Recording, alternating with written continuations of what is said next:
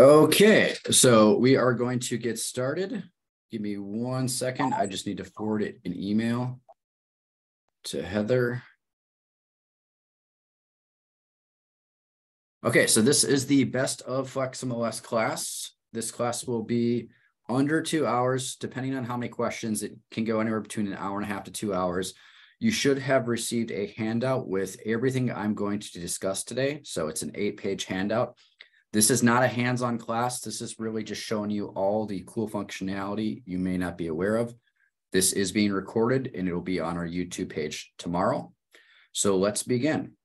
Like I said before, if you have any questions, just type them into the chat panel and I will respond when I see them. So one of the most popular things in Flexmls is what is called the quick launch bar, which is right here. So I'm going to show you a bunch of different things that you can do in the quick launch bar. First thing I'm going to do is I'm going to click inside there and you'll notice it shows some of my recent searches and some of the history. So even if I don't type in anything, it's kind of like Google where it keeps a history of stuff. But first thing I'm going to do is I'm going to type in an MLS number, and the examples I use today are going to be almost exact to what is on your handout. So if you don't remember, you can watch the recording or use your handout. So I typed in an MLS number right here, 610749, and I'm going to click on it. Don't just click on the first thing that you see. What you want may be further down. So you'll notice some of them, it's the first thing, but make sure you read the drop down and you click on the appropriate thing. So I'm going to click on this MLS number and it will pull up that MLS number. So if I have multiple MLS numbers, I'm not going to put them up here. There is different functionality that I will talk about in a little bit. So that was an MLS number. Now, another thing I can do here is I can type in an address. Now, this will be an address of a property that has been in the MLS before. If it hasn't been in the MLS, you can't pull it up here, but there is other ways you can search around addresses if it's never been in the MLS. And I will talk about that in a little bit. So I'm just going to type in 1180 and start typing in Bella Vista. You'll notice it's already found it. I don't have to type in the entire thing. This is why you want to read the drop down and pay close attention to it. So I see it right here. Now I can click on this, or I can go and open this up into a new tab. So if I'm currently working on something and I have a client call up and ask about a property, I don't have to lose what I'm working on. So I could click on this to open in the same tab, or I could go over here, click on new tab, and then open this up into a new tab. And you'll notice I do have a pop-up right here. So we do Tuesday tips. They're visible Tuesday, Wednesday, and Thursday.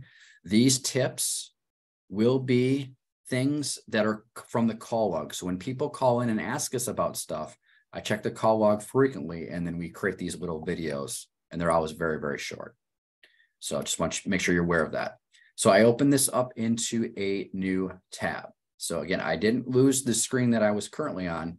This is a new tab. And like I said before, this is going to be a property that has been in the MLS, the address. If I were to type in 1182 Bella Vista, you'll notice it doesn't find anything because it's never been in the MLS before. So I'm just going to close this, go back to our original tab. Let's go back to Flexmls. And while I'm here, I might as well point out those tips that I was talking about. You'll see the most recent ones we did here. And then the YouTube on-demand page right here. This is where we keep all those videos. And you'll notice that my Zoom class for searches, subscriptions, and portals was here. And so it's recorded. This class is recorded. It'll be live on this page tomorrow. Okay, so we did an MLS number and we did an address. Now, the next thing we can do is we can do a radius search. And there's a bunch of different ways to do radius searching. So let me show you. I'm going to click here and I'm going to type in 1 mile, 1 mile from, and I'm going to put in an MLS number, 610749. Now, when I do that, you'll notice that it drops down and gives me 3 options. These are the first 3 options that are alphanumeric. What I mean by that is if I go into my quick search, I notice my different property types here. Residential, residential lease, land, it shows these are the first three alphanumeric.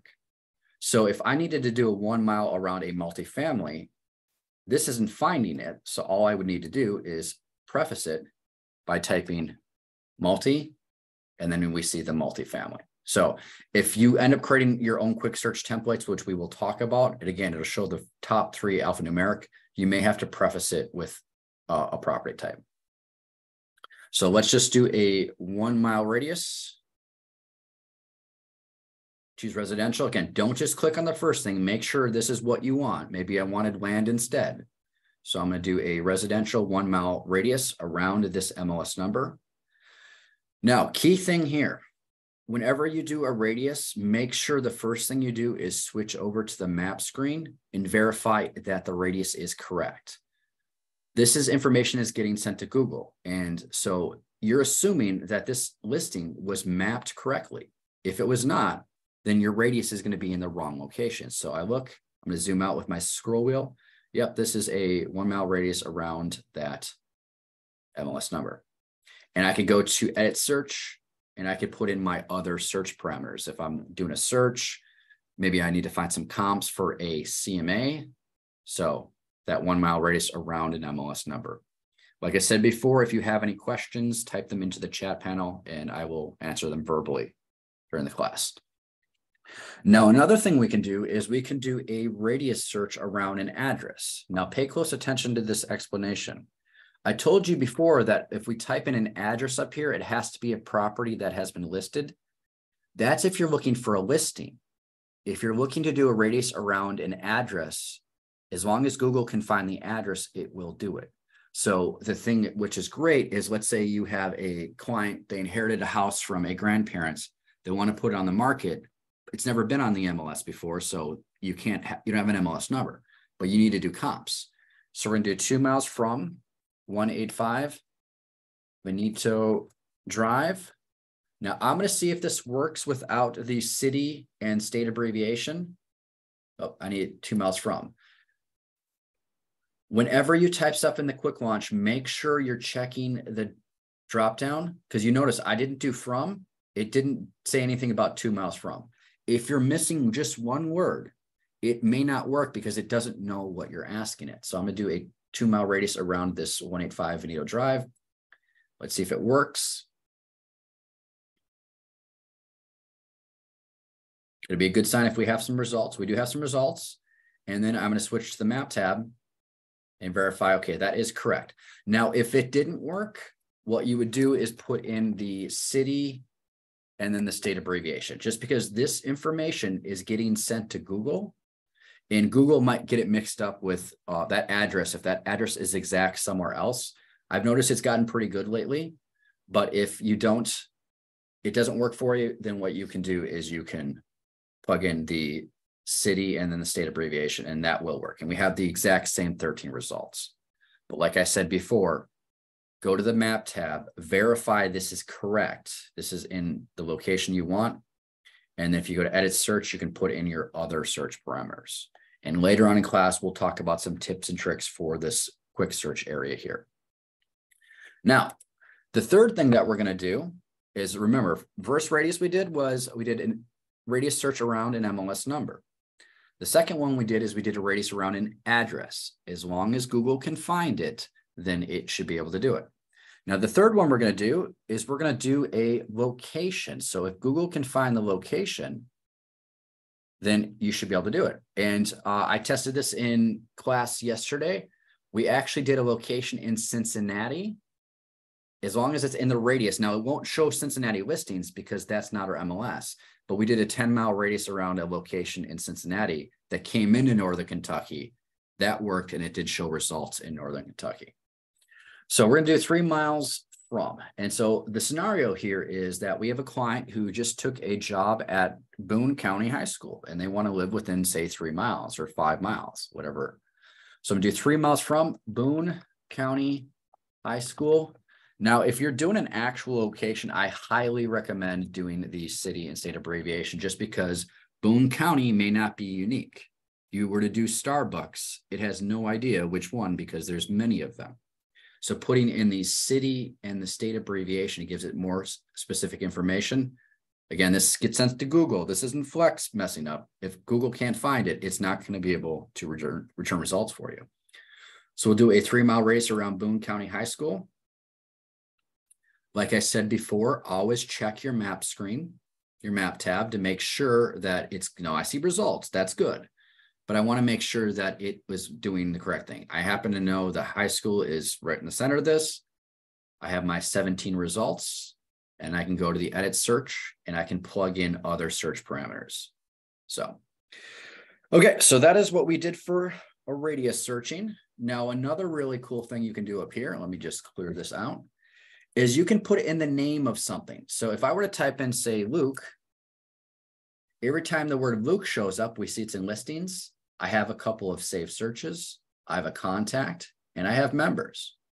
So if I was looking for Luke Castleman, click on him, pull up his information. Or if Luke, I wanted to pull up the saved search for Luke Skywalker 6 bedrooms, that will pull it up. So if you type in the name of something, anything in Flexmls, it can find it, it will pull it up there. Okay, now we're going to start to do some actual searching up here in the quick launch bar. I like to start some searching up here. You can't put in all the search parameters. It's going to be bedrooms, bathrooms, statuses, price, that kind of thing. Like property subtype of townhouse, you would actually select that in the quick search, and I'll show you where that is. But I kind of like to call this the open house search. So let's say someone asks you a question, you want to pull up some results real quickly, and you're not looking to do a fancy search, just something that would take 15 seconds. You can start typing in some stuff like, we're going to do land, comma, space, 200-300K. Oh, let me do it, zeros, comma, space. And then I'm going to type in 41011 and 41017. Whenever you start doing actual searching here, the key thing is make sure you read that drop down, because I see land, which is correct, 200 to 300,000, good. And then I see these zip codes. Well, the reason you want to read the drop down is because if I get rid of that K, look what happens. It gives me no price range because it doesn't actually know what I'm asking for 200, 300. The K tells it is a price. Just like if I type in an M, the K tells thousands, the M tells it is looking for millions. So I can click on this, start a search, and then I always jump to the edit search. If I need to refine it, put in something else, like say a property subtype. Things like property subtype, lot size, acres, these aren't going to work up here. So it just takes you an extra 5 seconds to select something else. So that was one way to search. Let's get a little fancier. We're going to do closed within last. Now you'll notice I don't put in the word the. It's looking for specific words here. So if I do the, it doesn't know what I'm asking. Close within last 6 months, or this could be 3 months. This could be 2 years, comma, space, do 1-1.5 M, comma, space, and then I'm going to type in City of Union. Again, read your drop down, make sure it's actually showing you what you're asking it. Now, I did City of Union, so it knows specifically that is the city, but I can probably get away with just typing Union, and it does work. If there are things that have the same name in different fields, different, like think of different columns, it may get confused. So you might have to do zip of, city of, area of, but a lot of times you can just do K07. So pull this up. Let's say we have a client who wants to buy in Union and they got a lot of money to spend and they just want to see, hey, what can 1 to 1.5 million get me in a Union? What's this done in the last 6 months? Or you could go back a year because there's probably not a lot of results. There we go. Those are the 2 things that show up, and we could always go into detail, get more views. So there's some nice houses for that price range in Union.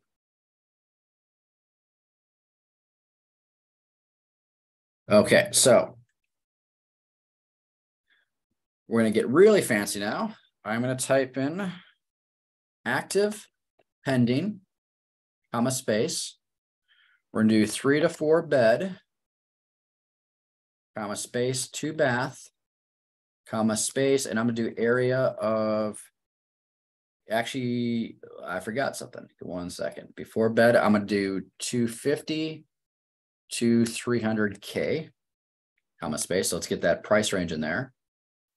And then I'm gonna do area of, or actually, let's just skip the area. We'll do K11. We'll see if it pulls up. Yep, K11 is unique. So I didn't even have to type an area of, it worked. So this is a great way to start a search.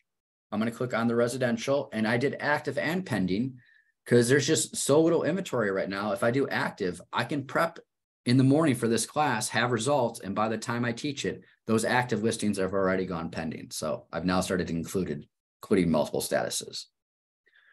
Click on that. That's now started a search. So we got 20 results. Notice how many pendings. Go to edit search. I could put in my other search parameters, like say property subtype, single family residence. That knocks it down to 8.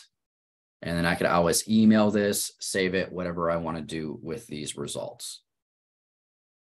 So that's how you do some basic searching.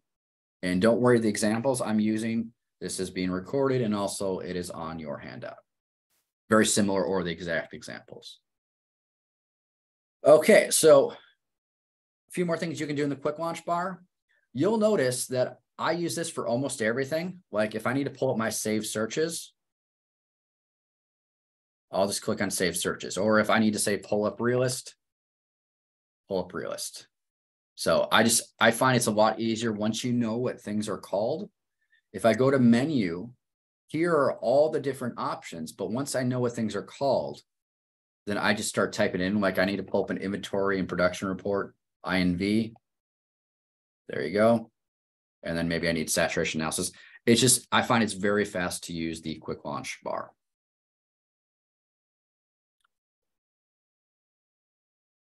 Okay. So I talked about before that you can type in an MLS number and you can pull up a listing. So if I do 612643, this pulls up this property. Now, look what happens when I do 612644. It doesn't know what I'm asking. It only expects one MLS number here. So if we have multiple MLS numbers, I'm going to instead type in the word MLS because what I'm looking for is MLS number search right here, MLS number search. So I'm going to click on that. And I believe I have some saved from previous class. Let me just change this one because I think this one had an error before. Okay, so let's say you have a list of 3 or 4 MLS numbers. There's a couple different things we can do here that's really cool. I'm going to plug them into the MLS number search, click on search. So the 2 things we can do, and one of these is not actually on the handout, so pay close attention to this. I forgot to mention this when I first taught it and I remembered it. So we want to select listings. If we select listings, there's 2 things we can do. And the one that's not on the handout is we go to the 3 dots and go to showing cart. If we go to the 3 dots and go to showing cart, we can send all 3 listings to showing time at the same time. So again, select some listings.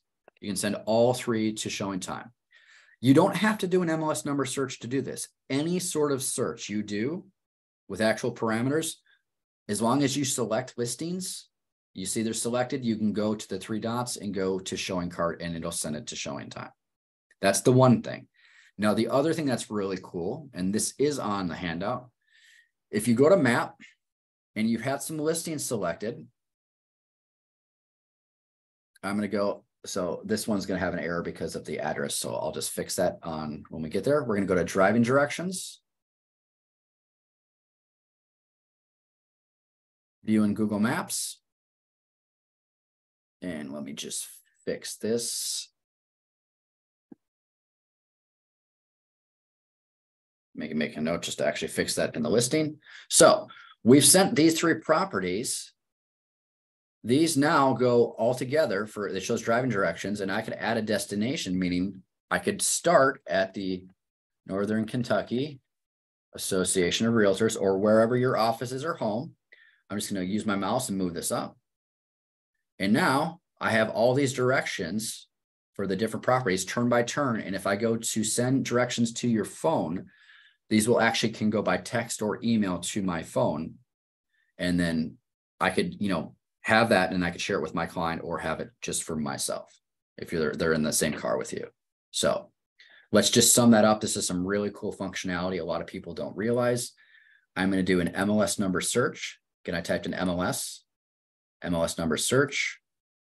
Let's pull up this 3-6. That was the bad one. So let's do that. Okay, so I have 3 or 4 MLS numbers. How many? I could do it here. We're going to click on search. So we have the 3 properties or 4 properties, whatever. The key thing here is, remember, we have to select them. We select them. We can go to the 3 dots in the upper right corner, go to showing cart to send multiple listings to showing time, or we go to the map screen, driving directions, selected 3. We only will see current listing if we haven't selected the results. So if you can't figure out why you're not be able to do multiple, it's because you didn't select listings. View in Google Maps. So this one works fine because the address was correct. And then I could add a destination or start at a certain location.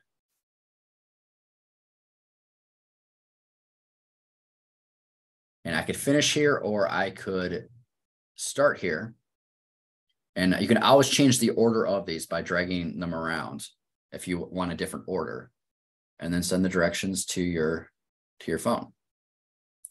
So that's one cool thing about the MLS number search. Now we can do some address searching as well. So if I typed in 1180 Bella Vista, that's just one property. But if I want to see all the listings that are on a certain street, I can just type in the word address, look for address search, and then let's do 1100 to say 1300 Bella Vista, and click on search. Or I could go show more if I want to have just certain properties. Right now, I like to keep it very, very basic. So I'm just going to put in the house numbers and then the street name. And let's see everything that has been listed for a couple blocks. And we just see the one. So this is a pretty ritzy area. It's maybe not what we're looking for. So let's try a different one. We'll do 100 to 200. We'll try Joanne and do this one. See if we can get multiple results. Okay, I did not find anything. I probably typed in something incorrect. Let me try Joanne as one word. There we go. We got 2 results. But what's really cool about this address search is if you want to look for all the units in, like, say, multiple buildings you're looking to do in a CMA, I mean, you could do a radius search, but if everything's on top of each other, it's, you know, a condo or townhouse, just do the house number from to, and you could include 3 or 4 buildings, put in the street name, and then you could even do, like, say, sold listings for we could say do sold for the last year or so if you want to see all the units that are sold in a certain condo complex or townhouse. So that is how we do some basic address searching. If there's any questions, please type them into the chat panel. Otherwise, we will continue. So another thing we can do for searching is, I showed you, I could do, say, a 1 mile radius around an address. Well, if you could do that here, or if you're in a quick search, there is an option in the lower right corners. There is this red push pin. This red push pin is a locate address option. So this will allow you to do a radius search around an address. Now, this would be a good example if it's never been in the MLS before and you want to do comps for it. We're going to click on locate address. And let me plug in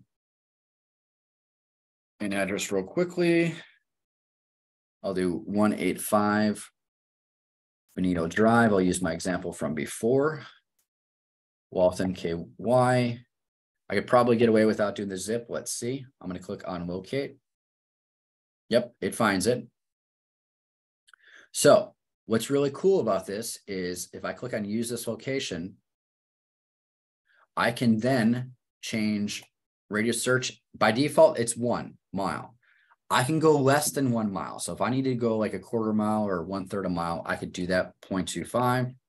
Otherwise, I'm just going to keep it at 1 mile, create my radius. Again, if this has never been listed in the MLS, doesn't matter. As long as Google can find it. Zoom out. Looks like I have 5 results. Is my scroll wheel, so I have 5 results, but I could always go to status. Maybe I need to do some comps for a CMA. So I'm going to hold down Control or Command if I have a Mac, click on these. And then I could do active pendings and solds, and then I could put in my other search parameters. Like we're way up to 78 now, so I'm going to want to put in my other search parameters. But this would be a way that you can search for comps if you need to do a CMA. So again, the red push pin, let me just point that out. The red push pin, click on it, and then we're going to plug in an address, and this will allow me to do a radius search. I can do less than 1 mile, but I could go out 10 miles, 20 miles, whatever I'd like if I need to do so.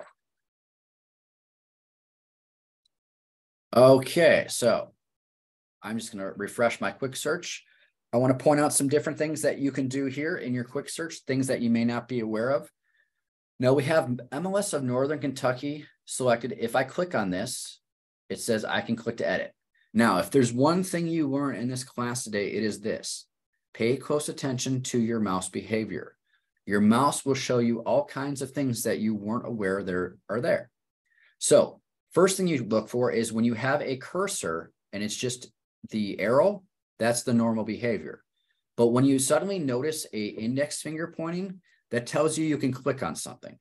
And very often it'll give you help text. And this one says click to edit. So I can click on MLS. Right now we have 581 results. If I hold down Control or Command, I could add Bluegrass, see the results go up, or even Louisville. So I could do search for all 3 boards. Now be aware that when you do the search, you can only use fields that all 3 boards have. So your search parameter options may be a little more limited. So you can do that there, but I'm going to just relaunch this again. So that's one thing you could do. Status. Watch what I do. I did it previously not too long ago, but to show you again, hold on Control or Command, click on pending and sold. So now I have active, pending, and sold. Now my mouse behavior indicates something to me that I would not notice unless I pay attention to it. So I see the arrow, and then suddenly when I'm over these 2 black arrows, it gives me the index finger, but it also says change date type. So I could change this to a relative date range. You're probably used to seeing this. Like if I did 1/1/2023 and it's 10 years into the future, just so the search basically means it'll be good for the next 10 years. Now, if I click on the 2 black arrows, it will toggle back to the relative date range. So again, watch your mouse behavior. The index finger will show you there's something you can do. And so if I switch this to 6, I hover over days, I see the index finger again, tells me I could do something here. Click on days to change it to months, or I could go to years. Click on years again, it goes back to days. So let's just do 6 for both pending and sold, 6 months back. So I have a bunch of results. I could put in my other search parameters and I could pull stats with this, look for comps, whatever it is that I want to do. Okay. So another thing that you can do in the quick search is look at your operators. What I mean by that is if I do property subtype and I click on single family residence, it shows me all my single family residents. And actually, let me just switch back to active, keep our numbers a little more manageable. Single family residence. But if I hover over of, this is that same thing. The index finger tells me I can do something here. And then I get that help text, that hover text that says click to change, include, exclude. If I click on of to not of, now it shows me all the properties that are not a single family residence. Or maybe I want to do condo and townhouse, but not condo, townhouse. Oh, condo, townhouse. So I want a single family, a patio home, or a farm, but I don't want a condo or a townhouse. Want no fees like that. Same thing works for, say, subdivision. I do subdivision. I could do gunpowder trails. I want the subdivision of gunpowder trails or not of. I do not want the subdivision of gunpowder trails. So what's really cool about that is you could draw a map shape, which we're doing in a little bit, and you could have everything in that map shape, but not a certain subdivision. Maybe there's a certain subdivision that has really high HOA fees. When I taught in California for Flex, there was one subdivision, it was like $30,000 a year just in HOA fees. So you can do those with the fields. Now I want to add a couple fields and point on a few other things. Let me just remove these to keep my numbers a little higher. So I'm going to go to add a field and I'm going to type in the word appliances. Now I could add over an individual appliance, or I could just click here and add the entire group over. And that's why that help text is so important. It says click to add all fields in this group. So I'm going to do appliances. So we have some results. Now look what happens. If I check dishwasher, 581 drops down to 483. And then I click on cooktop. Same thing. But the or is saying it has to have a dishwasher or a cooktop. That doesn't quite make sense, but let's try this. It has to, so we want a dishwasher. And I click on ice cooler, but I can click on not. It cannot have an ice cooler. So it just removes one results. But I can also say check washer and dryer and change these to and. It must have a washer and a dryer. So it has to meet all these requirements. And so the ice cooler probably doesn't make sense, but I just wanted to show you the not. So and or not. Pay close attention to your parameters and these little options right here. And I'm aware of them because whenever I hover over something, that gives me, it says click to change and or not. So I'm going to add another field. Let's do a features field. I'll do a exterior features. So what I've done is I have added a couple of fields, and I'm actually going to remove a couple of fields that I don't use. So I've added some fields that I use a lot, and I've removed some fields that I don't use. Well, look what happens when I go to click on quick search. This 1-residential is a default template. So if I click on quick search again, I notice my new fields are not there, and those ones that I removed are back because you can't change the default template. And these default templates are these ones.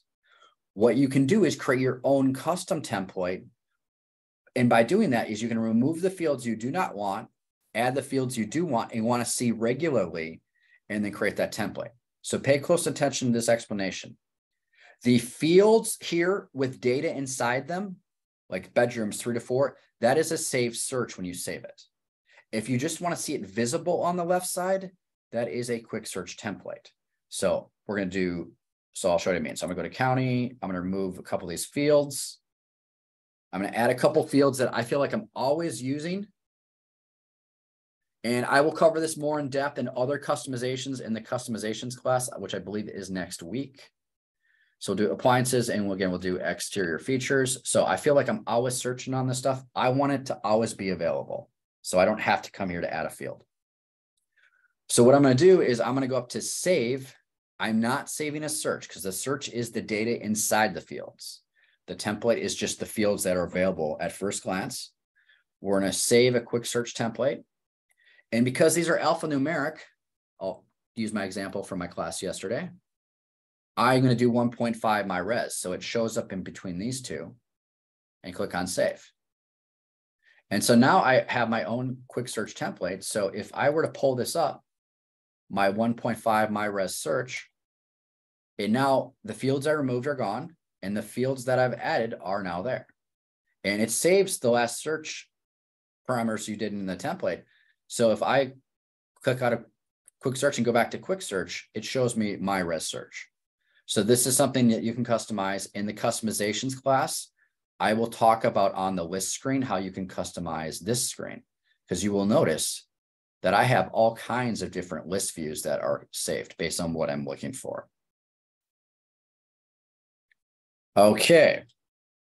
So that is what we have for the quick search. Now let's switch to the map, and I'm going to point out how to do some basic map searching. So we're going to focus on the circle, the rectangle, and then the freeform polygon. So the circle is basically a radius. So if let's go over here by Park Hills, zoom in a little bit. I'm going to click on the circle, and don't worry, everything I'm doing, this is recorded and it's on the handout. I'm going to click right here, click a point, and start moving my mouse out, and I will see that it tells me either feet or miles. So I'm going to go out 1.5 miles. Click. Okay, so we now see a shape over here, and it's going to show me all the properties within that 1.5 mile circle or radius. If I want to get rid of the shape, I don't like it, I can always click on the X, and the help text says remove this location if I want to remove it. And it says it's everything within this shape. So let's say that this is the husband search, but the wife, she wants to, let's say she's more interested in like Southgate, Newport. So I'm going to click on the rectangle, and I'm going to click right here and go out. And when I'm done, I'm going to stop moving my mouse and click again. So now our 37 results should jump up if there's any results here. Looks like there might not be. But one cool thing is with the shape within, this is why that hover text and watching your mouse behavior is so important. I didn't know that within I could do something with this. So it says all shape locations are included. Click to intersect. Click on within. So what it's going to do, and I'm going to zoom back out, is it's going to show me all the listings that are just in between the intersection of my two shapes. So it's like a Venn diagram. So that's intersection. Now, another thing you can do is for shape intersection, you can click on this and change it to not within. So what it's going to do is it's going to show me, zoom back in, all the listings that are not within these shapes. So you can draw multiple shapes, and if you want to avoid certain areas of Covington or in Ludlow, whatever you want to do, you want to look in Ludlow, but you want to avoid the stuff that's near, flood zones or whatever. So you can draw shapes and do not within. And if I click again, within, intersection, not within. So just so you're aware that those are options. Now, I'm going to get rid of these shapes, and I'm going to get a little more exact. So let's find an area. And so, okay, going to kind of focus on Park Hills.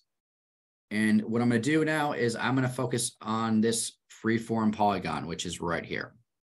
So here's the freeform polygon. I'm going to click on it. And every time I click a point on the map with the freeform polygon, it gives me a point. So I can be very, very exact.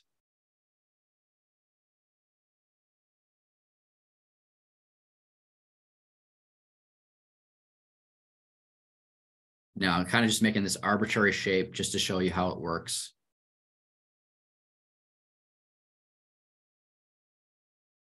And then when you're done, stop moving your mouse, because otherwise it will follow you.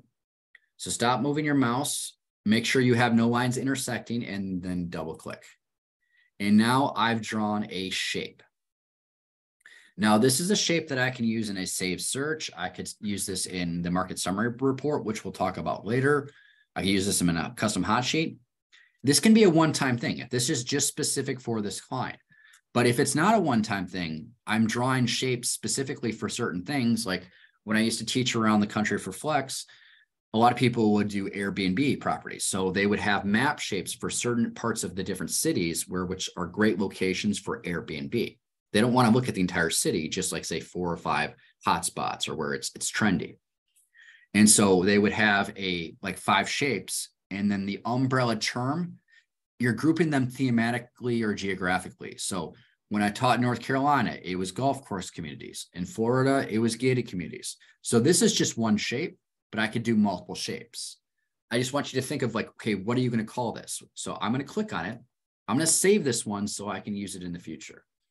I'm going to click at Edit Polygon, and I'm just going to call this one Northeast Park Hills, just making something up, just so we have a name, give it a color, and I'm going to save it to a map overlay right here. And don't worry, these steps are on the instructions. Now I can have a new overlay, which is the umbrella term, gated communities, my favorite neighborhoods, whatever, or I could add to existing. I've already created a couple of overlays in previous classes. I'm just going to call this one my favorite neighborhoods, or maybe trendy neighborhoods, whatever you want, and click on save. So I'm adding this shape to my favorite neighborhoods, which may have 2, 3, or 5 different shapes, maybe even 20, however you want to do it. So I'm going to click on save. And what's cool about that is I could save this search now, and then listings would fire off if I add a subscription to my client just in this shape. So I can use it this one time, or I'm just going to start a new quick search. Let's say I know my client's looking for a certain thing, and I know that I have a map shape. So if I click inside here, this MLS number, address, or map overlay, here are all my map shapes. So I've done a few others in classes. Like I did one for Hampshire and Hempstead because they're right next to each other. And so I drew a map shape to include both, because sometimes people put them in the wrong subdivision. And what's really cool about this is if you draw a shape across multiple things, it's just one shape, which we'll talk about when we get to the market summary report. That's a key distinction, because the market summary report only lets you search on one thing, like one city, one area.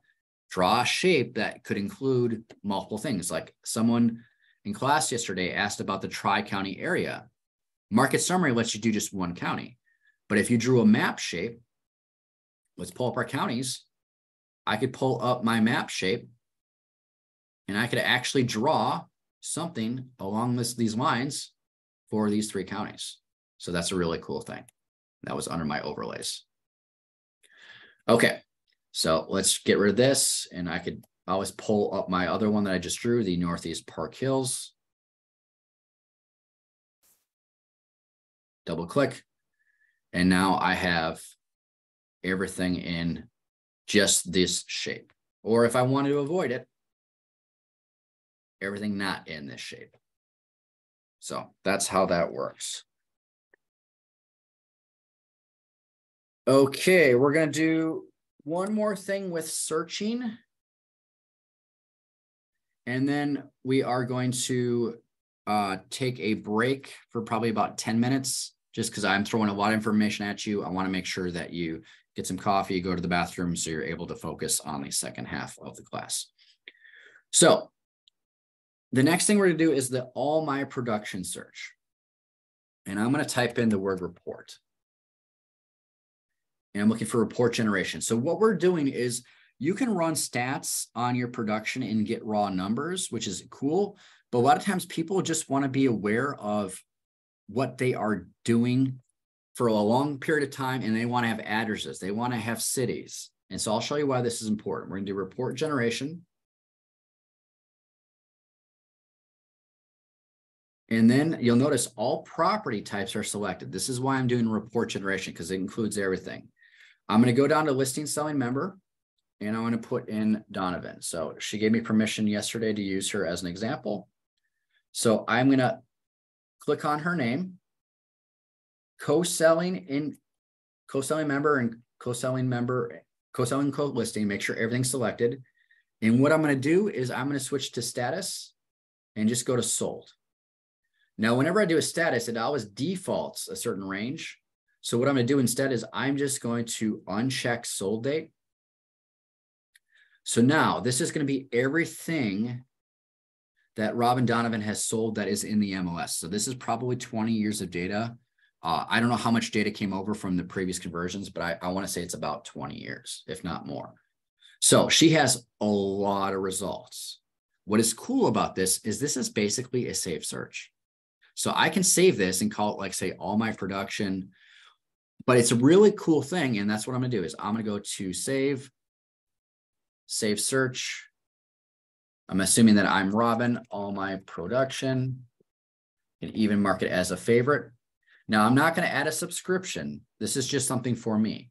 But there's a couple different things you can do about this. Is I will have people call me up and say, hey, I'm going to a listing presentation, and I'm going up against another realtor and I want to show the potential client that I've done a lot of sales in Union, or I've done a lot of sales in Covington. These are all of the sales. So you could always like narrow this down by city of, say, Union or Covington or something, like wherever, you know. So sometimes if you do saturation analysis, which shows you your ranking may be less than another realtor, but you're wanting to list a property in a market that you've sold a lot of properties. So it would make sense to use this search, put in this location where this house is going to be listed, and then you could email it to your potential client, say, hey, this is why you should choose me. I've done all these sales in this area in the last 2 years, 5 years, or 20 years, whatever you want to do. Another really cool thing is, most of you are not going to have sales like this, but you could always go to print. And I'm just going to do lists right here. Preview. Oh, do all results, not one. Preview. And let me get a proper view. So I have a lot of different views. So here's a proper view. And what's great about this is you can print this off. You say you're not having a great month, print this off, put it in a refrigerator, you'll get through it. Or, I know some offices, once they figured out how they can do this, they might do listings, instead of listing selling member, they'll do listing selling office instead, and then keep prints out like every month, like what was sold. So, because this is going to be a very, very long printout. So I call this the All My Production search. This is just something that came up. It's not really anything. It's just when I was training for Flex around the country, people would be curious because like they say, hey, I know I sold something over there. I just can't remember the address. And so this helps people remember where things are, but also you can use it as a way to explain to potential clients or clients, that you've sold a lot in a certain area. Okay, so what we are going to do is we're going to take a 10-minute break. We're going to start up again at 11 o'clock. I will stop the recording and then start up again at noon for the second half of the class.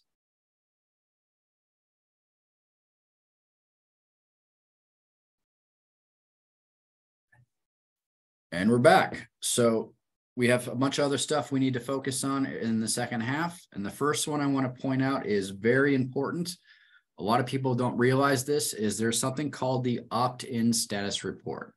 Now, the reason this is important is when people save a search and set up a subscription, they think that it automatically goes to the client. So how opt-in statuses work with subscriptions is when you save a search and add a subscription to your client, they get an email that says your name would like to send you listings, and they have to click on this blue button that says, yes, please send me listings.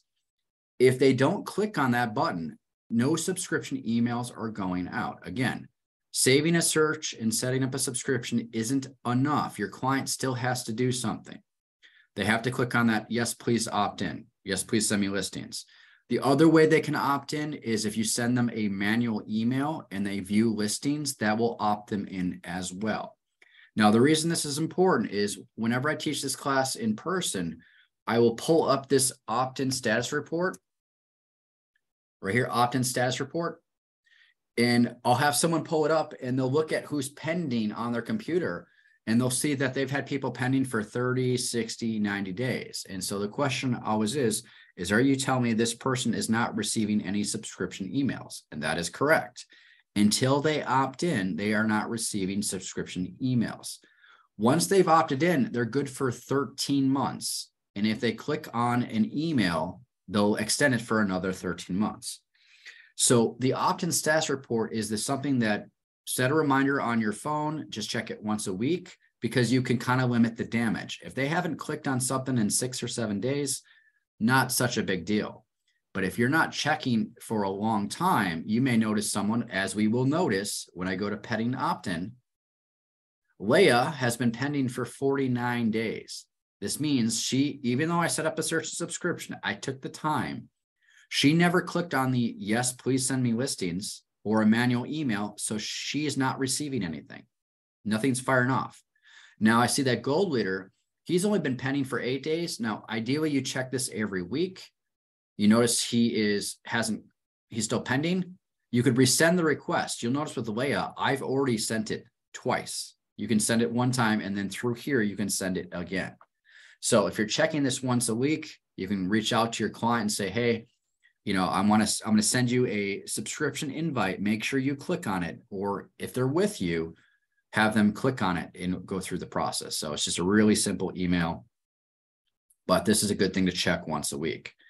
Now, I'm always going to check the pending opt-in. I'm going to check confirmed.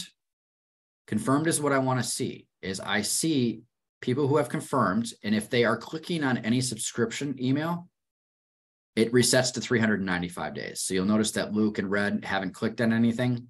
So again, it's good for 13 months, but if they don't click on stuff, the days start to go down. So I always check the pending, check confirmed, and then I'll check the opted out. So you will receive an email when your client has opted out of subscription, and any type of subscription on the internet now. Down at the bottom, it's going to say to unsubscribe, please click here. Flex has to do this opt-in process because they send millions of emails a day for all their clients, you know, all over the country, actually over the world. And so you have a certain process that they have to do, and your clients have to do, ensure that there is 99% delivery success. So you see someone has opted out, you're going to receive an email, but you may miss it. We're busy. So if you're checking this once a week, you see someone has opted out. Usually they opt out because you set up a subscription with the ASAP option, meaning as soon as possible. They get price changes and status changes within a couple of minutes. They get new listings about 10 minutes after it has hit the market. So, which is great and wonderful. But if they have a really broad search and they're receiving 15 emails a day, they can't keep on top of that. So you would go into their subscription and you could change it from a, say a ASAP to a once a day. And so just to show you that, I can pull up my subscriptions. Let's see who has a subscription. Wedge has a subscription. So let me just go into that. I have it ASAP. Maybe I saw that he opted out. I'm just going to switch it to weekly. So every day is checked, and I can click on save. So that's a simple thing to do. So again, your opt-in status report, OPT, pull it up. You're focusing on the pending, the undeliverables. Flex actually checks emails to see if they're correct. So you usually don't see anything here anymore. Confirmed and opted out, these are the important ones. And inactive, this would just basically be if they haven't clicked on your link within 13 months, then they're probably not your client. So that is the opt-in status report. Let's just go back to our dashboard.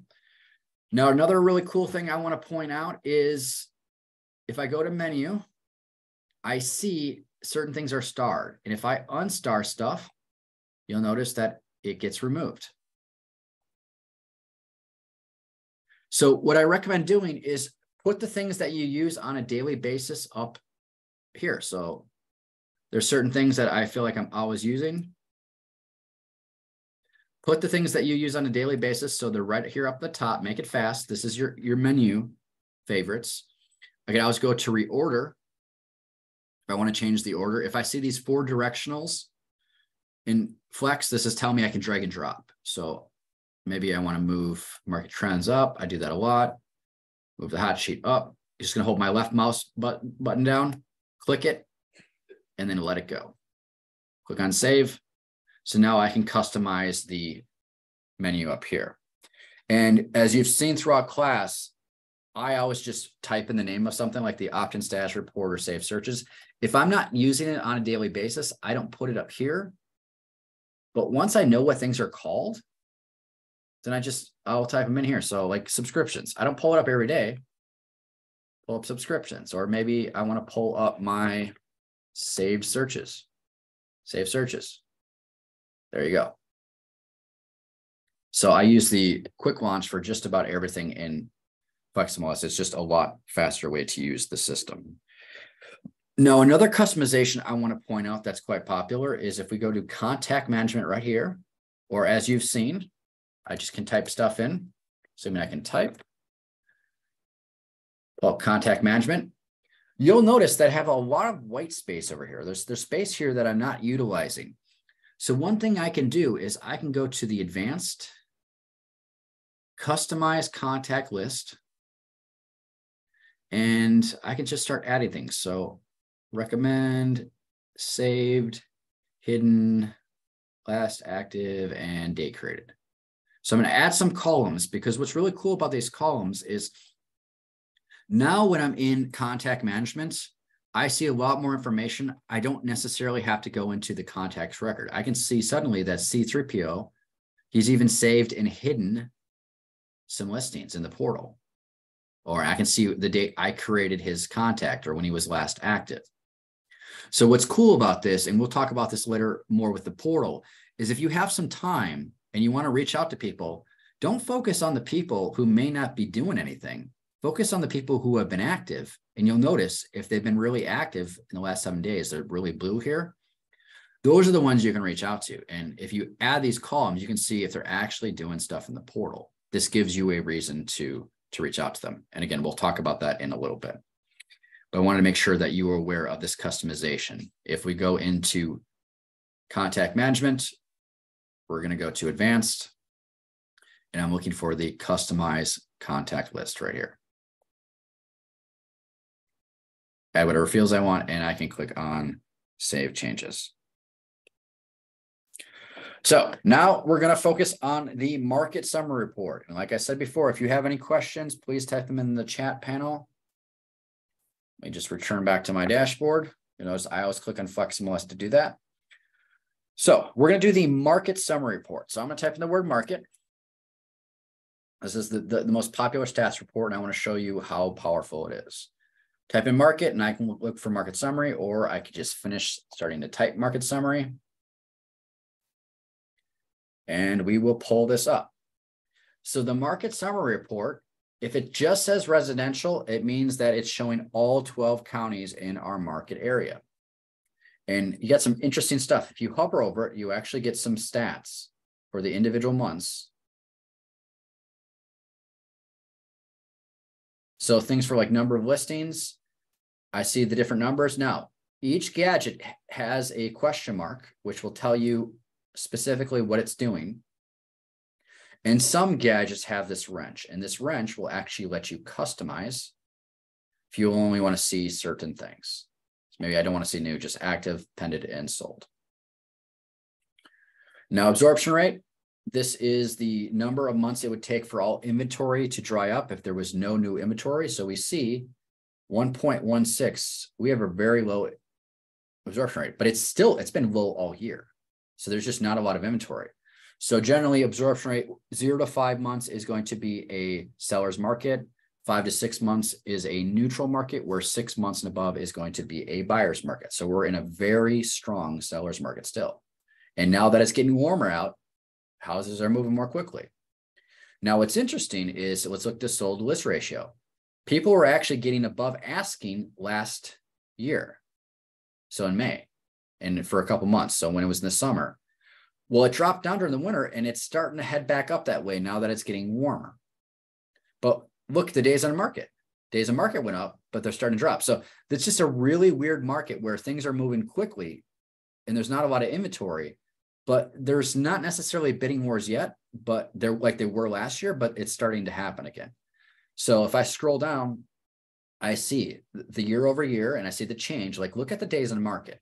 This is why I really like this report, is because it'll give you median information. Your average is 40, which seems really high compared to like what we've seen, but the median's 9. So you have some houses that are staying on the market too long and they're raising the average, but the median is a more accurate indication. But even still, 3 to 9, so a 200% increase, but that's still 9 is just really, really low. So this is fascinating. But like I said before, this is over the 12 county MLS market area. So if you want to get stats to help you with a client, it makes more sense to get granular. So that's what we're going to do. This is interesting, but what I'm going to do is I'm going to go up to customize, and I'm going to look for a new location.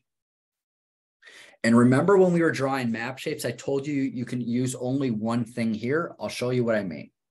If I click in city and do Triple Crown, and then I try to do Triple Crown Country Club, it only lets me do one location based on what's in this pop-up.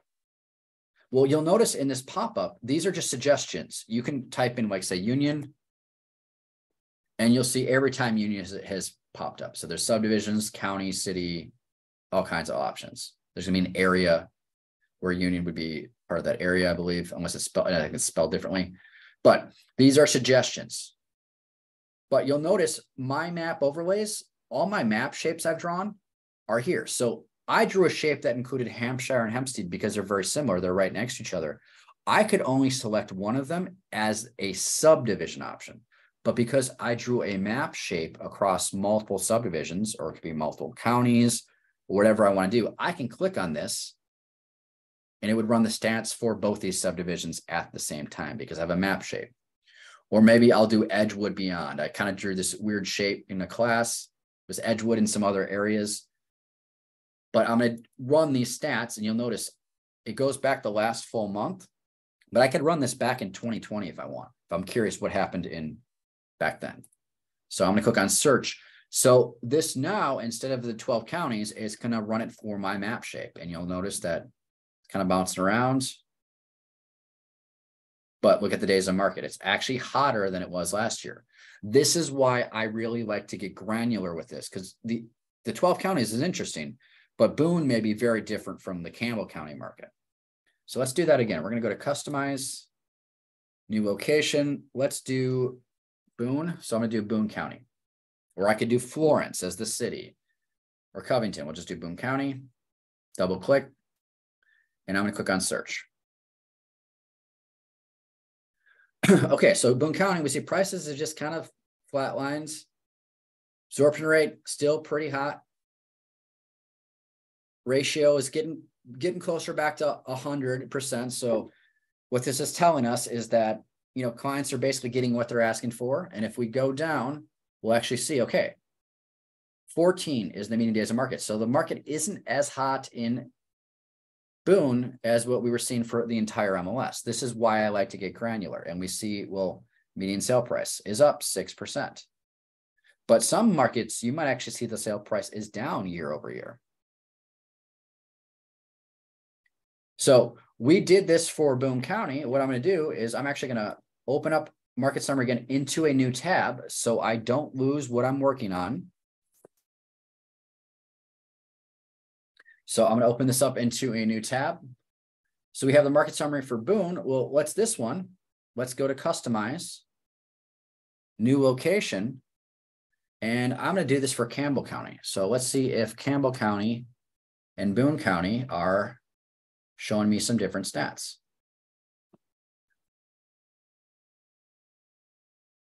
Okay, so prices have actually, they're going up in Campbell County. Absorption rate's kind of, it's still pretty low, but there's been a little more variation. Well, they're not getting what they're asking for, so that's actually dropped down. But let's go down here. So we see actually the same median days on market, 14. Well, of course, our sale price is up almost 11%, whereas for Boone County, it's only 6%. So let's do this one more time. Let's see what's going on in Kenton County. Or I could do Covington, I could do city, I could do an area, K07. So if I go to customize new location, you know, again, if I could do K07, I could pull up that area instead, but I'm just going to do Kenton County. And we'll run this. Let's see if we see some differences. So kind of similar to what we saw in Boone, prices haven't done much. But they've gone up about 10%. But look at your median days on market, 4 versus the 14. That's why I like to get granular. Do the city, do the zip code, whatever you want. But what's cool about these stats is once I've done different reports, I can go to customize previous locations once I've done a few, and I can star the ones right here, add to favorites, the ones that I want to keep, use them in the future. So I can go to customize again. Now I have all my favorite locations, and I could go back. You'll notice these ones say January because that's the last time I ran these ones in a previous class. But you could, go back, say 2019, if you want to see what the market was like back then when they purchased their house, or maybe your client's saying, well, this is what the market was like back then. You can verify if that is correct. Now, so that's the customize. export all downloadable data. When I run monthly stats, this is what I do is I will actually just pull this up in Excel and get my numbers. Otherwise, you could email or print it. I go to print. So this is something that I could print for my clients. And you have an option to save as PDF if you don't want to go directly to the printer, but a PDF option, then that you could email this to your client. And so here are all the stats we saw from that screen. So it looks pretty cool. Any questions before we continue? So that was the market summary report, just to show you how we got there again. Let me just close some browsers. I just typed in market or market summary. I found it under my menu items. And there we go. So go to customize if I need to change it to something else, or maybe I want to pull up one of my favorite locations. I want to do it for Kenton again. Click on search. There you go. Okay, we're going to cover a few more things. I do want to point out when we are in a search, a lot of people don't realize this, that especially like when I'm working off my laptop, I'm teaching off a big monitor, but when I work off my laptop, my screen isn't very big and Flex kind of takes a lot of real estate. So these arrows right here, this will actually collapse this screen, and this arrow will collapse this screen. So if I really want to take a look at something like I'm looking at my overlays and I want to see the flood zones, so I really want to zoom in, get a real idea of what I'm looking at. Again, that was under my overlays. So I can use those buttons to collapse it. This and this one right here. A lot of people just don't realize that is an option. Okay, we got two more things we're going to cover. The first one is I'm going to show you how to do a custom flyer. I'm going to go pretty fast just because normally when you do this, you're going to take your time, decide what fields you want to see. It'll make more sense when I'm in it, but this is being recorded and you do have the handout so you can work at your own pace. So what we're going to do is we are going to create our own custom flyer. So the example here would be is I have a client who we're going to have an open house and you want to create some flyers. Now, if you have a really high-end property, you may send this to someone else, a professional, have this done. But Flex provides you some pretty cool options. So I'm going to show you one of those. We're going to type in my reports. Click on my reports. And then I'm going to go to new. And I'm looking specifically for the customer flyer or custom flyer, however you want to call it. Someone referred to it as a feature sheet. And we see a bunch of different options. What I'm going to do is I'm going to focus on the 5-photo flyer right here. This seems to be one of the most popular ones. So we're going to do the 5-photo flyer. And so this is going to come down into two parts. The first part is we are going to create a template. We're going to decide what information we want here. And then the second part, we're actually going to print it off. So the template, you only have to do once. Decide what you want in these different containers. And then when you print it off, then that is going to be when you actually do the final tweaks. So what I'm going to do is I'm just going to go to edit this container for these different containers. So edit this one. And let me add my primary phone and my email. If I had a website, whatever I want to do, click on update. There we go. Scroll down, and then we're just going to do the other containers. So this one, dimensions, edit this container.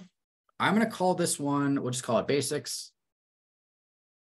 And I'm going to give it 2 columns because I can probably fit a decent amount of information in here. And then let's just do bedrooms. We'll do bathrooms. We'll do total baths and full baths. Maybe I want to do lot size, and then let's do garage. So I can probably fit about 6 fields in this section. I'll just do 5. So before I click on update though, I noticed that some of these labels take up a lot of space. Remember when you see 4 directionals, you can drag and drop stuff. hold your left mouse button down. But I'm actually going to click on this. And remember, index finger tells us we can click on something. And it says click to change the label. So I'm going to click on it. And I'm just going to call this one beds because I don't have a lot of space here. Maybe I want to do total BAS. Lot size dimensions, I'll just do lot. Dimensions given abbreviation. So something that makes sense to me, or would make sense to my client. Garage spaces, I'm just going to change this one to garage. And full BAS, we'll give that one an abbreviation as well. So again, take your time to do this. And then click on update. And everything seems to fit. So I'm happy with this. Again, you can probably fit about 6 fields here. Now edit this container for remarks. I don't know why remarks are here because they never fit. They need to be down here. So what we're going to do is we're going to edit this container. Change this one. I'm going to call this one features. I like the one column. We'll just get rid of this. And we're going to call this, I'm going to see if I can add exterior features. You can usually fit one feature, maybe exterior, interior, depending on how many there are for that listing. So I don't see anything for exterior. Maybe we'll try interior. So this is why I says spend 20 minutes doing this. Don't spend the 5 that I'm doing, just so you can, have time to make this right. Details. We're going to edit this container. Here, I like to add 3 columns. 3 columns, and we're going to add things like subdivision. Let's see what else we can add. New construction, school district. Take your time, like I said, decide what is important information. Do tax rate. I'm just clicking on random stuff just so I can fit some things here. You probably can get 9 to 12 fields here. So I've just added some things. If you need to make them smaller, meaning the label, just click on it and you can make that label less. Click on update. So now I have the 3 columns. And for the features one, you could decide something else that's more valuable here. Just showing you how that works. Now the additional info, this is where I'm going to put in my remarks. So edit this container. We will call this one remarks. Switch this back to 1 column. And this is where I'm going to put in my marketing remarks.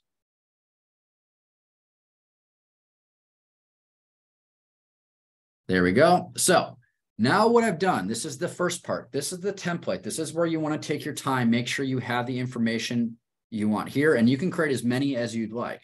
You could do one specifically for condos and townhouses versus single family. And so we're just going to go up to save report. I'll save as. Just call this I'll just call this new 5-photo flyer, or be more specific if you're doing it for certain types of subtypes, like a condo versus a single family. Click on save. So this template is now done. So that's the first part here. Now the second part is going to be me actually printing this off. So what I'm going to do is, let's find something on the hot sheet real quickly. Oh, I'm going to use my gadget. That's easier. And let me find something that's got some photos.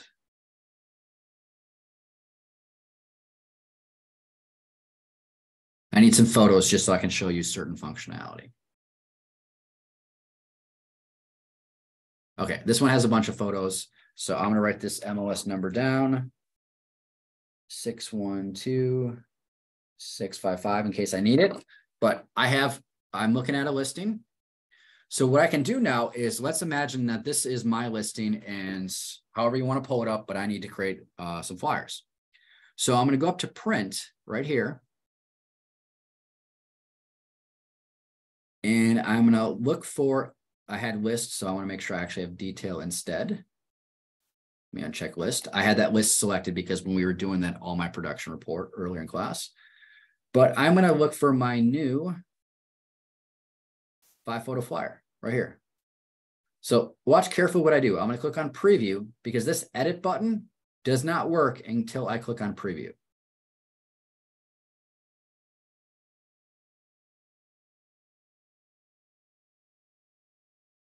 There we go. Click on preview, and then the edit button suddenly appears. So this is the flyer, but I may have to do some final tweaks. Notice how we said we have interior features.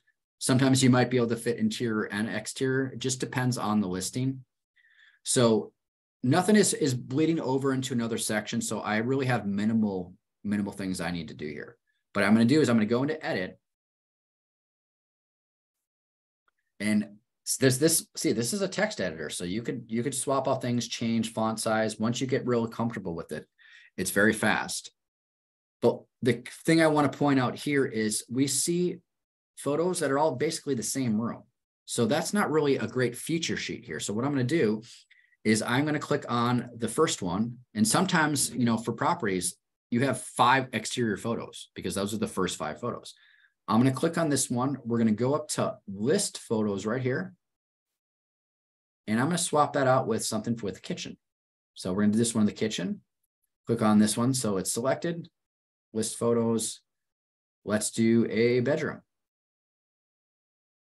This one, click here, list photos. Let's do bathroom.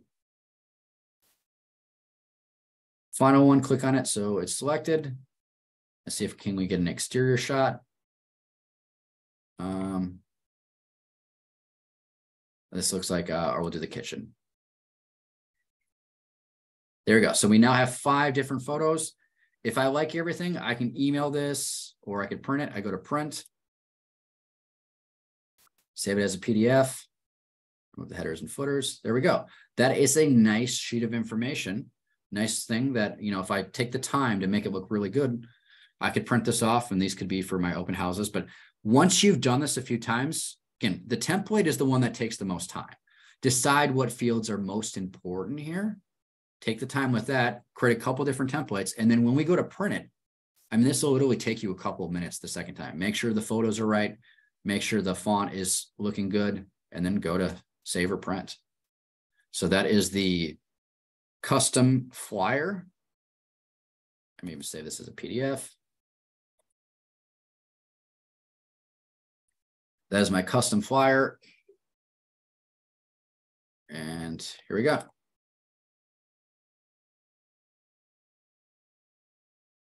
So just to sum up what we did there is we did 2 parts. We went to my reports. We created a new customer flyer right here. And I decided which one I wanted, and then I filled out the different containers with the information. The second part is once we've saved that, we're in any sort of search or we pull up a property. Let me just find one right here. I go up to print and I just find that whatever that flyer I created, find it, click on preview. Make sure you have to click preview first so then I can do the edits. And so this is an example where we have 3 exterior and 2 kitchen. It's not really a good feature sheet. So click on edit and then I can swap out those different things. Okay, so the final thing we're going to do is we're going to talk about the power of the portal. The power of the portal. So what most people will do is they will save a search and they will set up a subscription for their client. And as long as your client is opted in, they're going to receive emails. Now, there's a couple of different things you can do with the portal that a lot of people don't realize. So the first thing I'm going to point out is you can add someone to the portal very, very quickly. So what I'm going to do is I'm going to add, see who haven't used in a while. Let's do R2D2. And I'm going to put in an email address because what we're going to do is we're going to actually pull up what this email looks like. So I can put in this information, click on portal and click add. And this will send a portal invitation to him. And so what's great about this is I could either do it on the desktop site. So let's say I'm at an open house, someone comes up, they say, hey, I don't have a lot of time to chat. And you're like, okay, that's fine. Let me get you on the portal. And once we get you in the portal, you can do your own searching. They can tell you what they like, what they don't like. What's really cool about the portal is the portal does not require a search and subscription. You can use it, and I highly recommend it. But if you don't have time to go through all their search parameters, it makes a lot more sense just to invite them to the portal. And once you invite them to the portal, they will generate data for you. So just give me 1 second. I need to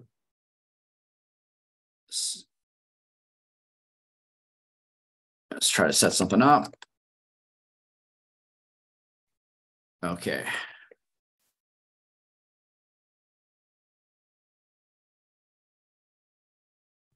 Trying to get into the mobile app.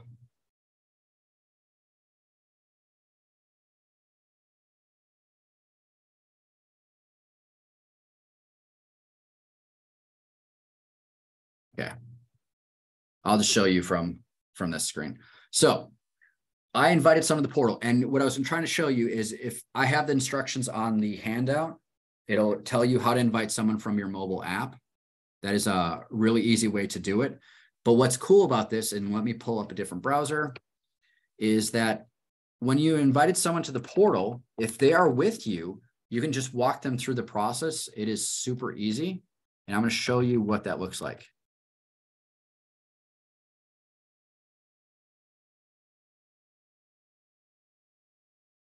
Make sure I spelled that right.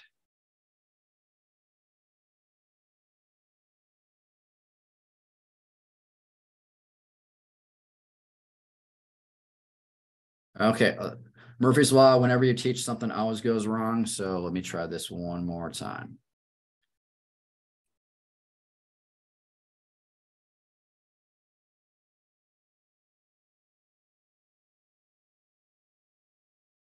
So what I'm trying to do is I'm trying to show you what the actual email looks like when you send them a portal invitation to show you how easy this is. There we go. Okay, so this is the portal invitation email that your client will see. So if you are with them, what's really cool about it is you can just help them sign up.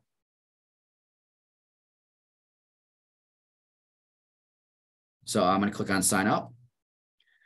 And basically all they need to do is put in a password, 1234, 1234. I say I'm not a robot. Click on confirm. Oh, yep. Give it a second. So when I invite someone to the portal, they can log into the portal. They can do their own searching. And what is great about this is, again, like I said, they don't have to have a save, search, and subscription. Invite them to the portal. It could take like 30 seconds, a minute. They start doing their searching. What this is going to do is this is going to generate data for you inside of Flexmls. There we go. I'm doing things so fast in real time while I'm teaching that it's just, I wasn't letting the system catch up. So this is the portal. Again, I have not saved a search. I have not set up a subscription, but client can go in and do their own searching. And so this is the desktop. Well, if I minimize this, this is what it would look like on their phone. And this is how most people do searching. But the great thing about this is the first thing they see is your smiling face. So you invite them to the portal. Let's say you're at Walmart. Someone sees your realtor name badge and says, oh, we're not working with anyone. We want to look at some properties. We don't have time to chat. And so we say, here, let me invite you to my portal. It's real-time information, unlike other sites. MLS, your MLS is the primary source of data. When it goes out to other sites, there's no guarantee it's up to date or accurate. We get calls every single day that says, hey, I updated my listing. It's not showing on Zillow or Realtor.com. Can you reach out to them? This is the primary source of data.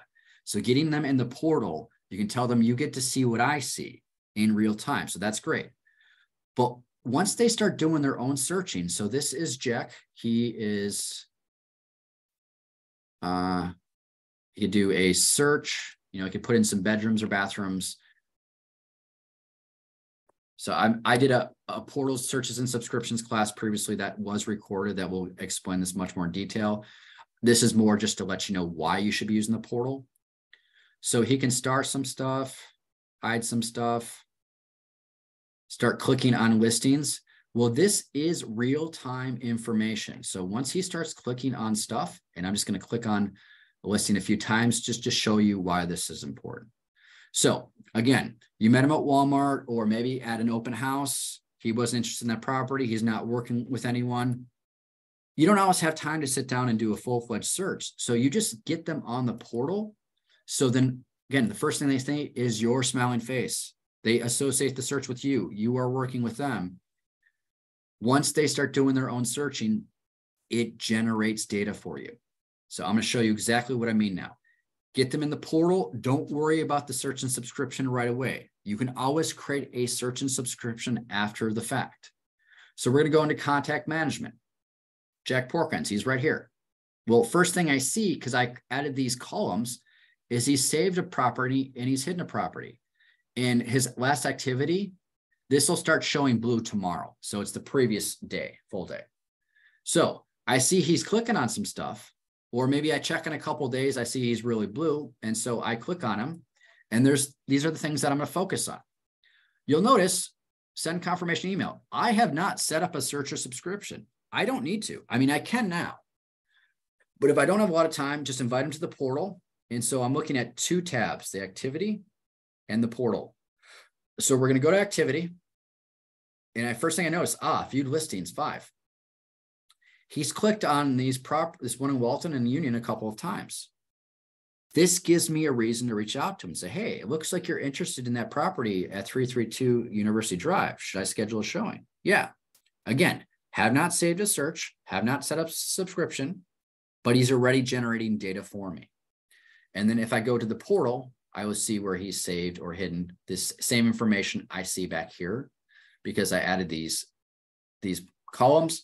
But what you could do now is after he's generated some data, you can go to search and subscriptions and add a search and a subscription. And you can basically say, hey, it looks like you're looking at in Union for about 300,000, 350. Is that about right? And he's like, yeah. It's like, well, let me save a search and a subscription so you get reminded about the new listings and the price changes. Because the portal is proactive. They log in whenever they want. They're not responding to anything. It's just whenever, it could be 1 a.m.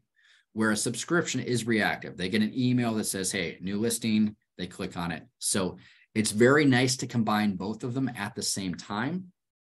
But the reason I teach this in the Best of FlexMLS class is a lot of people get confused. The portal is the website or the app, whereas a subscription is an auto email or a drip system. They're two totally different things. You can combine them, which I recommend, but so many people think the portal doesn't work unless you save a search and subscription. It works fine. And it is a great thing to do. Again, you run into someone at Walmart or PetSmart, they start talking to you. If you watch the other class that I did on YouTube on demand, I actually go through the full process, all the different things in the portal and how you can do that and invite them from mobile. I'm just having computer issues, which always happens when I teach. So that is what I had for today. Do you have any questions before I shut down the class?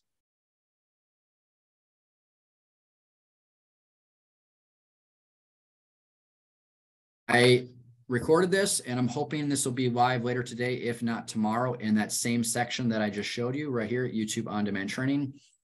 I am doing a customizations class and a statistics class later on the month. Those will also be recorded. But if you have any other questions in general, my email is jeff@nkar.com. Again, jeff@nkar.com. You have the handout, but if you have any questions or something doesn't make sense, let me know. Otherwise, I want to thank you for joining us and have a wonderful day.